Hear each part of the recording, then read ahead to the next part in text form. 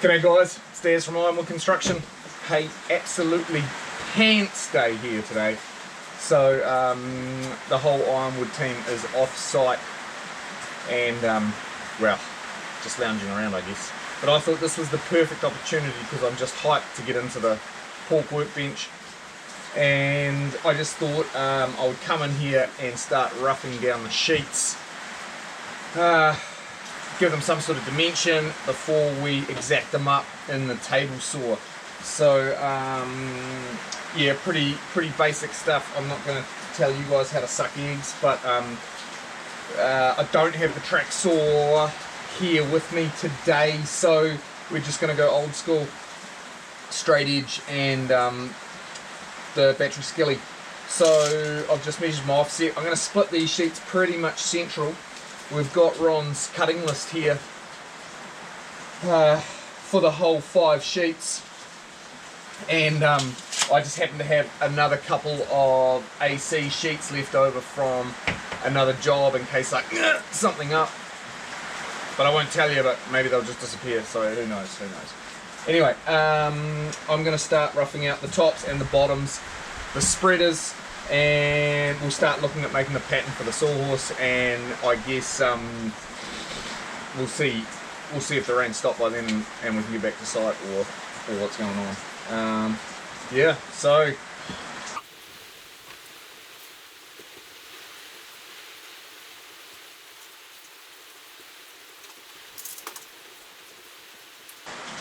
so split them down the middle, 638, 38 is the to the centre of the curve for this saw, so hopefully that's close enough before it gets perfectly dimensioned in the table saw. But yeah, we'll start with the tops and bottoms. Cool. The glass is folding up, so man, it is actually closing down out there. I'm safe without them. I'll fold them up. Cool, into it.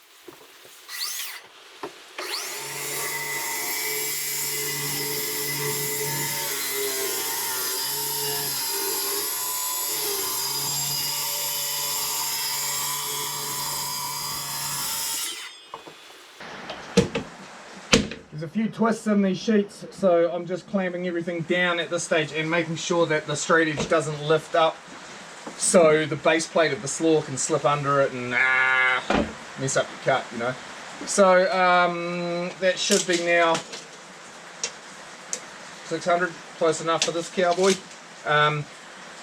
Tops and bottoms, obviously out of the 5 sheets that I hand picked anyway from ITM, I am using for the top and the spreaders sides the 2 clearest sheets, and everything else can sort of get lost in the mix. So yeah, the top 4 all at 600. Sweet.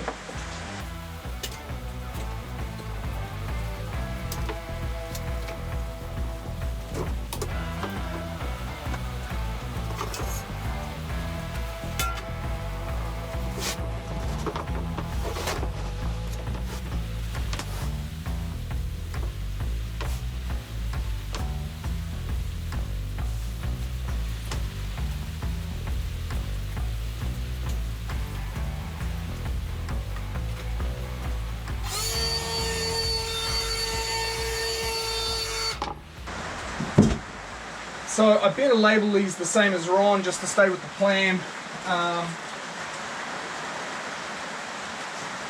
He's got his setup being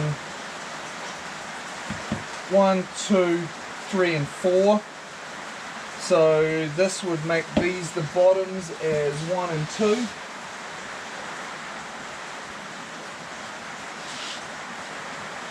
And my tops out there is 3 and 4, so I'll just go and mark those and I'll put this back. Right, just because the maths doesn't kind of add up, he's given these plans in metric and imperial. Although US sheet size, he's running 2440 by 1220. So he's just got that little bit more, he's got a little bit more timber to make dust out of. So we're just going to refine the math slightly on this, because obviously when we start looking into sheet 3 that we're cutting, this is all the sides, the spreaders, and there's a couple of miscellaneous parts that I still don't know what he's doing with those, but I'm sure it'll become apparent later. So rather than watch me with the cogs turning and smoke coming off, I might just pause for a second, redo some of this maths and just squeeze it in a little bit so I don't run out of board. Although you know, I still do have a little bit left there, and he looks like he does have a little bit left as cut off from the edge of the third sheet. Anyway, I'll do the maths just to check it out, because yeah, measure twice, cut once. Okay, so I just shuffled around with his numbers a little bit. So on cutting sheet 3, which is going to be all of our spreaders and sides, there's quite a lot of uniformity amongst them. He's cutting these at 178 times 6, so I figure it's just going to be productive for us to cut these at 180 for now. I'll dimension them up with the table saw, but even at 180, I can't see we're only going to run into 1060 there overall, and then there's a wee bit of offcut, and like I say, just a couple of miscellaneous parts that look like they're struts maybe, or yeah, we'll get to that later in the bit. But yeah, I think we're safe to work that out at 180 times 6. Cut and repeat. Payday's Thursday, easy. I have made a block at 220, so my curve's 38, but jumping to the other side of the line, so 220 for some kind of uniformity, just because we're going to be cutting the 6 of them, and we'll just try and keep it legal teagle. So I'm marking my 220, and repeat, repeat, repeat, repeat. That'll be easy. Got it down the other end already. Straight edge. We'll just have a quick look at where that's actually going to cut. Our 180 or our 178 or somewhere around there before we do dimension it in the table saw. But yeah, let's get rolling.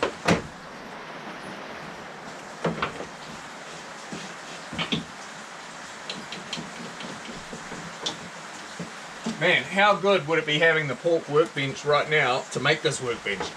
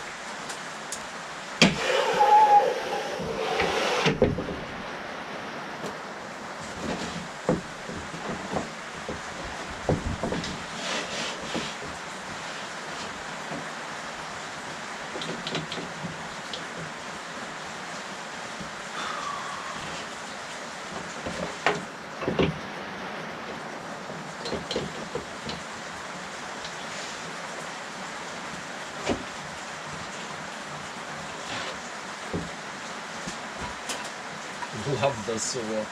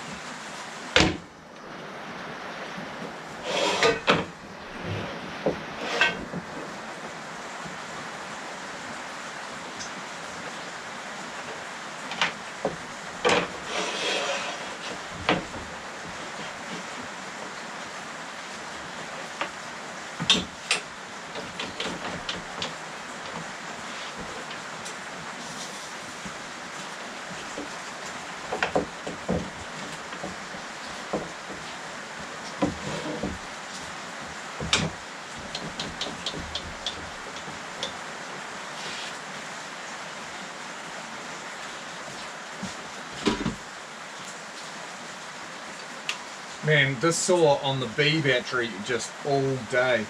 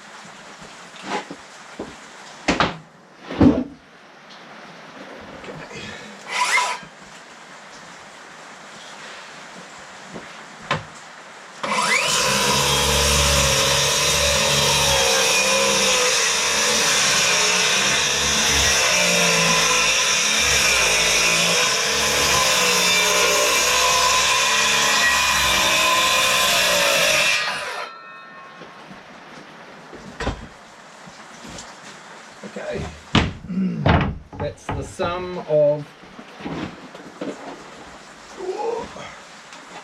all of the sides and spreaders.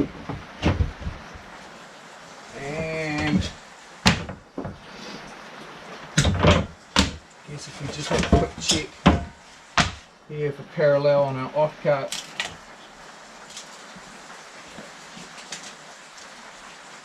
Mate, I'll take that. So this is still a couple of miscellaneous parts that we're not 100% sure on anyway, but all good so far.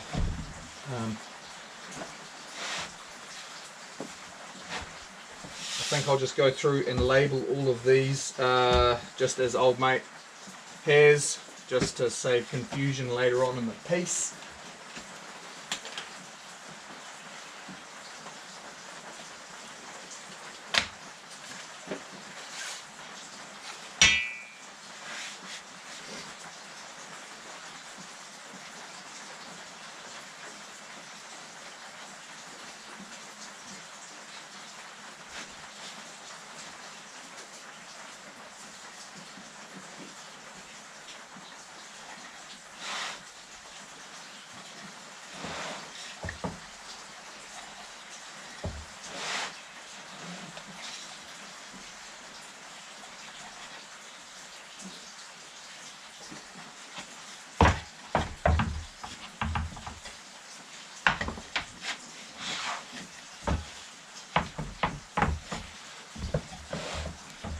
And 2 pieces at 8.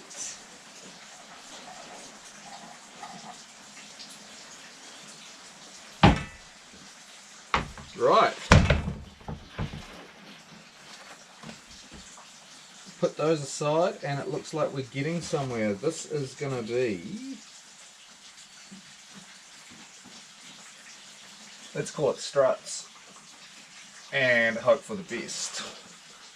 Cool. Right, next of all was just taking all of our spreaders, sides and end caps, which were all cut out of the one sheet that were detailed as 5, 6, 7 and 8. So 8 are the actual spreaders inside, and that leaves me with 4 pieces that I have dimensioned all at 179. Bang.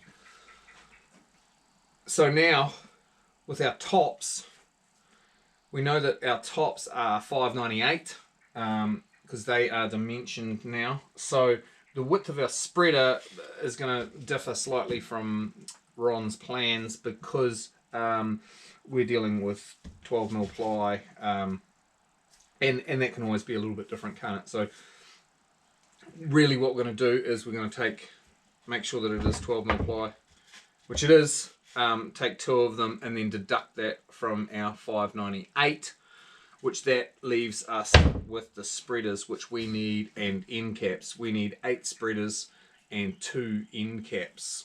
So, and 2 end caps for each module, and then 4 spreaders in each one of those modules. So basically 10 pieces of what's coded as number 8. So now that we've dimensioned them, we're just going to kind of repeat that same gig again that we did with the sawhorses. This time I have cut these to allow for the 2 sides to go into our 598. I've set up a block for the drop saw and then pushed all these into it, so I'm banging out every time at 573 to have done. If we want to go, we want to err on the side of caution there, so I've gone 1mm less, so that way when the top goes on, we can either put a pattern cutter around it with the router, or we could sand that 1mm off. Better to be 1mm over on the top than 1mm in on the top and then having no way out. So yeah, I've given it 1mm on all of the spreaders, and that should be our get out of jail free card. So now let's make up the template for the 10 pieces that we need for this. Ron has actually said that he wants a 114mm hole here, and just luckily enough, I do have a 114mm hole saw, so I'll just tack that on there. We'll get some two of my favourite clamps. These Bessies are awesome. Bessie clamps, is just something about them. But these ones in particular are just really, really sexy. What I've done here is, because Ron has actually asked for a 114mm box cut out on the radius, he's also given us a 104mm in from the side. So I'm guessing because it's the 114 and we've got that, we won't have to tickle around with those numbers. I did sort of look at it, but it doesn't look like anything would get us into trouble there anyway. So let's pilot those out at half, obviously half the width of our spreader, and then the 104mm in on each side.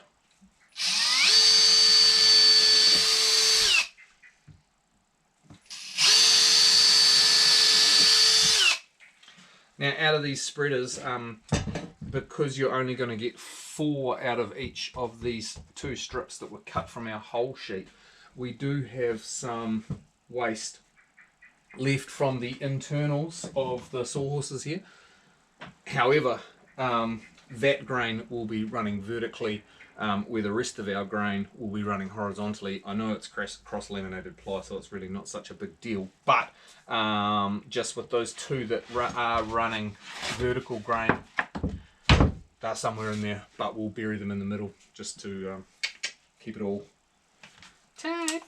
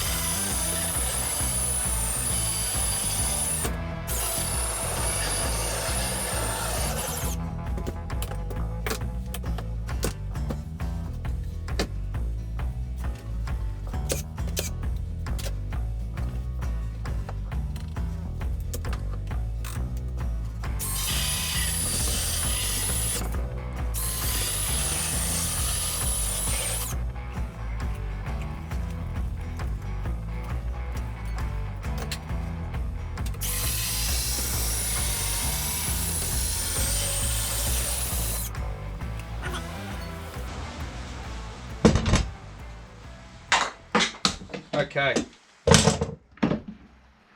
so I'll take out those couple of pins, we'll connect the dots, bang bang, there's our template for 9 more of these suckers, and then that will then go on to template for the sides. We'll obviously use this to make 1 template for a side, and then that will go and cut the remaining 3 sides, and then, well, we're getting closer. We're getting closer. Cool. Okay, so we got our template, and we sort of smoothed it off. There's a slight little there, but no, you know, it's all good. I've gone through and taken all of our other spreaders, smashed a hole in there so the pattern bit can enter. I've secured the actual old templatos itself to this, just to this jig, so yeah, I can offer each one up like this. I've only got 2 more to go. I've cut 7 out there plus our pattern. what I do is same with the legs. I just throw the pattern around it, just so when the router's in full swing, I sort of know where I'm going. Corner's coming up, down the back straight, around the corner, you know. So it just makes it easier on me. Again, I am just using my little 16 gauge pins. Hold him there. Happy days. Yep.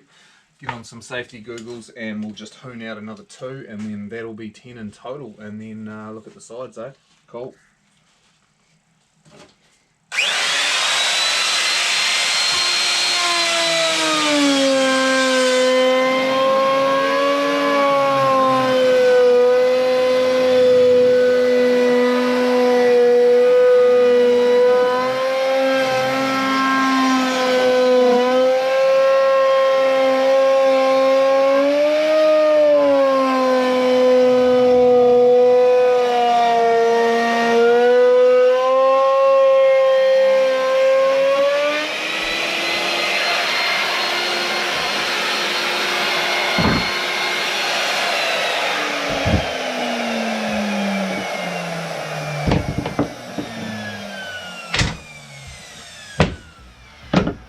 Same again.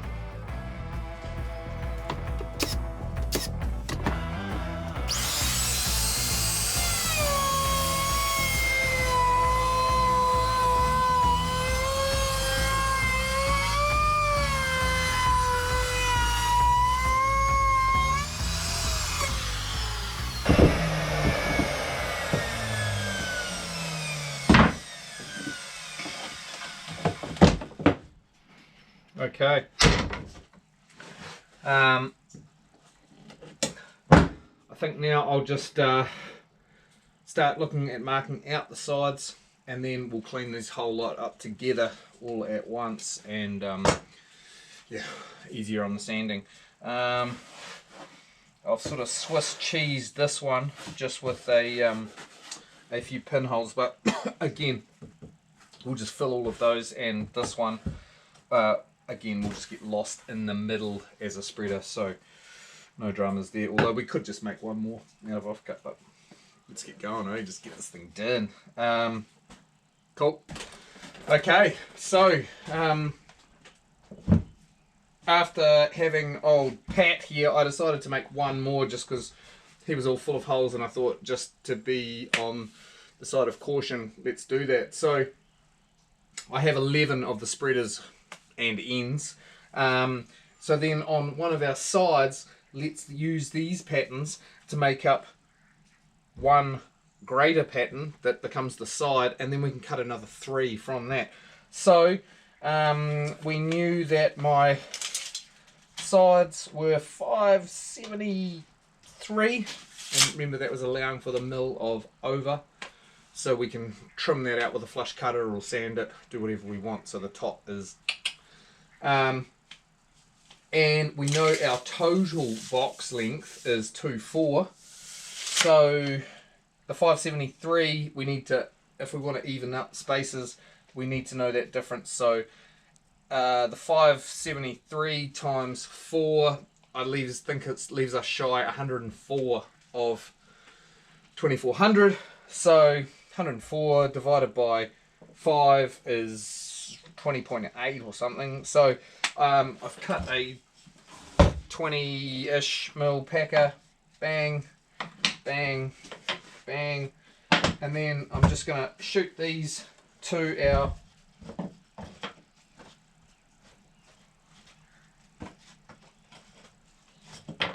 sorry, that was my bad maths packer. That was 18.5. That was my first attempt. This is my 20. That's better. No, it's not. Yes, it is, just. Right, and then this guy here.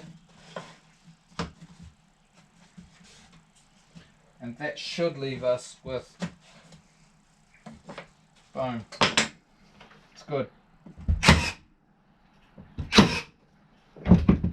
So, now, with this, we are then able to drill a hole in each cell, flip this over with the router, then we have one side custom copy the other 3, then we're in business again. Right, so we've got those guys, the templates, old Patton himself, and 3 others. We've bored some holes in there to get started with the template bit. Right, so we can hoon these out and all good. I've just given it a little bit of upstand up off the table just to allow that bearing to move freely.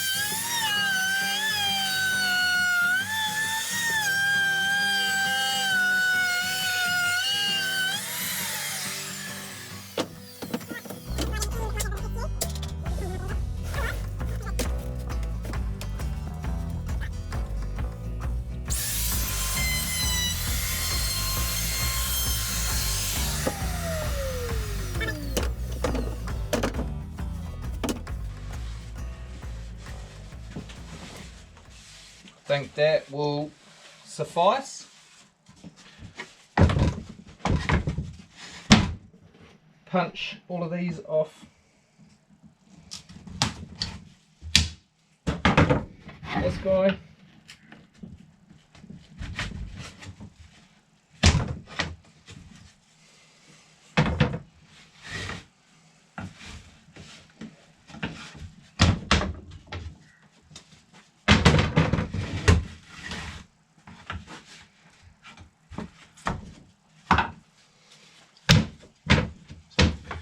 Just remove the pins out of that, but then I'm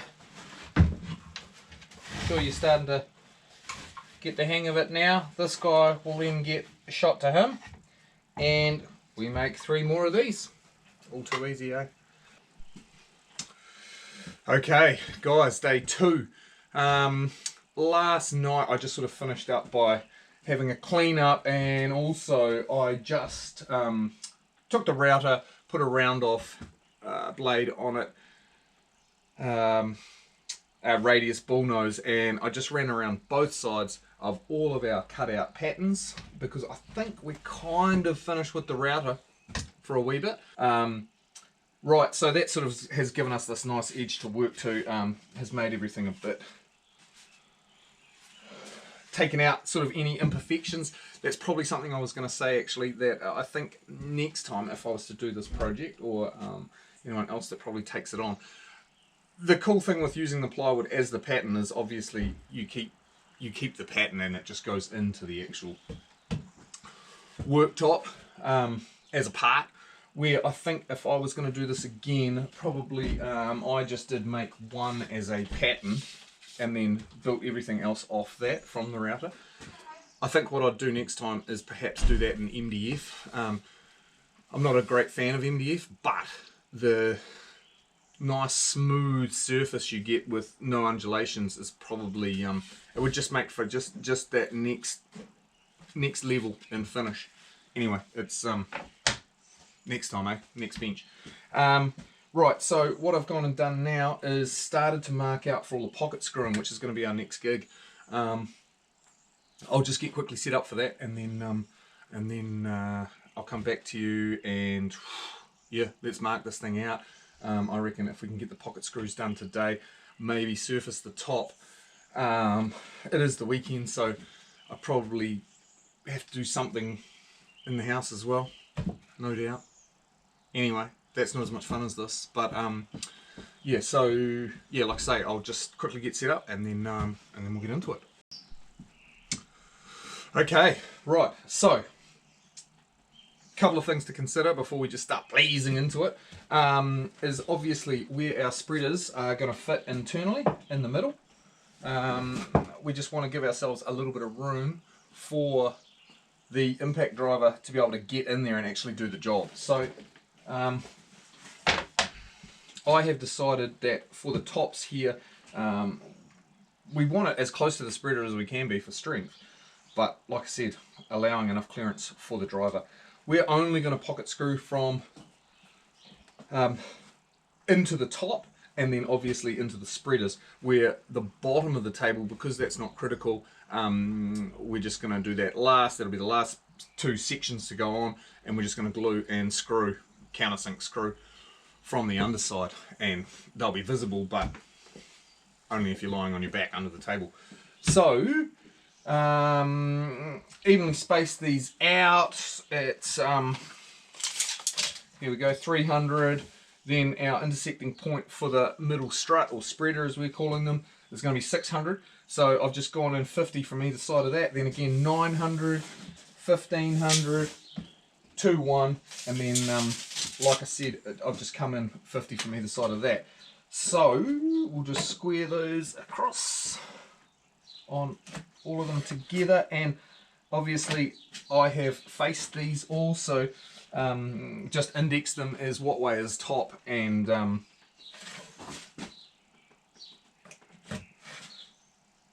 just so my little brain can process it all. So that's all of our marks for the pocket screwing. Now the pocket screwing, again, I don't want to tell anyone how to suck eggs, but if you're not familiar with it, like I said, you should be. It's so awesome. Here is one that I just quickly had a glue up last night of, just to remind myself exactly what was going on. Like I said, we're using just 25mm jib grabbers there, and just an insanely strong joint with glue and screw, because that screw is just at that perfect angle, eh? So I'll leave that there. Here is my Carbotech jig, well, it's a Kreg jig from Carbotech. Super easy, and just a welder's clamp, bam, and all we do is set the gauge to the thickness of the stock that we're using. So in this case 12mm, it's American, so 1/2 inch. Then we set the depth guide to the pilot drill, and that's critical, just so it doesn't overbore. So the stop is set, that is set from inside the Kreg kit. It's pretty straightforward. Set here to what depth you want, boom, and then it's really just a case of uniformly marking them out, and we'll go ahead and we'll start drilling some, and you'll get the idea real quick. These are the 25mm jib grabbers that we're using, coarse thread, standard, get them everywhere. Okay, so these I have also indexed just for which way is up, because I thought if I did have a shittier edge, I'll put it up rather than down, so you're not looking down at that edge. Most of them are pretty good, but like I say, there's just a little bit of waviness in a couple of them where the pattern bit cutter on the router has followed the plywood, which is slightly undulating. Right, so just to keep some sort of uniformity there, we're going to want pocket screws here, here, here, center, and again here, here, here, and that's on every strut or spreader or box end. Right, so what I do is just, to keep it all uniform, line up that flush with the edge. That goes on there like that. And then I've been using the, you've got two options there, but obviously to get it away from the side, so we've got a little bit of jiggle room for the impact driver when we come to the glue up and get it to screw on. Yeah, and then it's just a case of boring in. It stops, and that's it. Copy and repeat. So that's my into the top. Here is my into the side.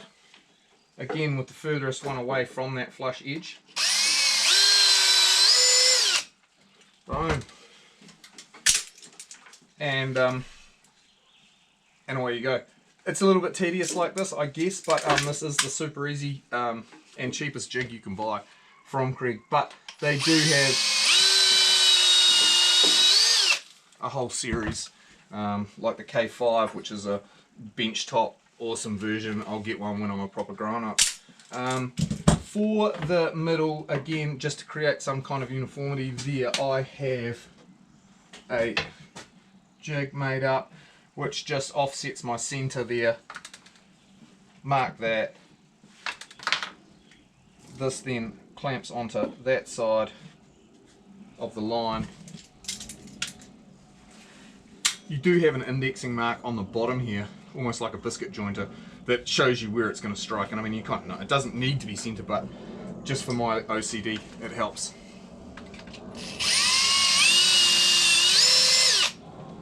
And repeat a whole lot of times. Yeah, so you can see there we're starting to get one on. Here is one that I did just before. So we've got both sides, 3 across the top, and then the other side. Every one of them is the same. Then we will do that, finish that one. We'll do that to all of the insides of the tops of the sides, and then we'll surface up the top and we'll be ready for a glue up. Yeah. What I have changed slightly from the plan, so the cops are chasing us in the background, but we're speeding, so it's good. But I have slightly changed his plans, just in the sense that, in the sake of moving forward, I just went ahead and blazed the sides, where I noticed later, having a beer and looking over the plans last night, that he has inset his first cell slightly, just so he's got more stock on the end for a vacuum port, or also for the key locking system, which is it's actually so simple and clever. I love it. But we're still going to have plenty of room. I sort of looked at it, checked it out. I might have to revise that a little bit, just on exactly how we do it, but there's still plenty of room. For the sake of going forward at speed, let's just keep moving. Yeah, too easy. Okay, I'm going to pocket hole all these and then have a quick clean up again and get ready for a for the surfacing of the top. Yeah.